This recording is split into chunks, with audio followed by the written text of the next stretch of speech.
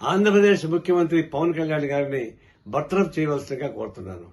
వారి వల్ల తెలుగు ప్రజల ఐక్యత చెడిపోయే ప్రమాదం ఉంది. ఒకవైపున తెలుగు ప్రజానీకం భౌగోళికంగా విడిపోయారు తప్ప శారీరకంగా కానీ శత్రుత్వం కానీ లేదు. రేవంత్ రెడ్డి ముఖ్యమంత్రిగా ఉంటూ వాళ్ళ కూతుర్ని భీమవరంలో ఇచ్చాడు ఆంధ్ర ప్రాంతానికి. అంటే లేవు కదా.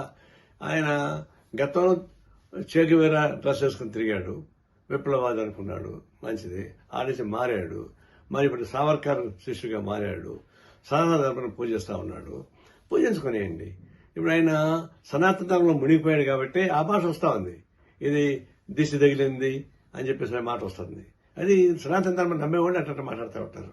ఇప్పుడు ఆయన స్వేచ్ఛగా తిరగమని చెప్పండి, సనాతన ధర్మాన్ని పూజాల్సిన తిరగమని చెప్పండి, గుళ్ళు తిరగమని చెప్పండి, హాయిగా ఉంటుంది, ఆయనకు మంచిది. అదే కానీ రాజకీయ నాయకుడు కానీ తగడు ఉప ముఖ్యమంత్రిగా ఉంటే రాష్ట్ర ప్రజలకు ఉపయోగపడదు కాబట్టి తక్షణం వారిని బర్తరఫ్ చేయవలసిందిగా కోరుతా ఉన్నాను.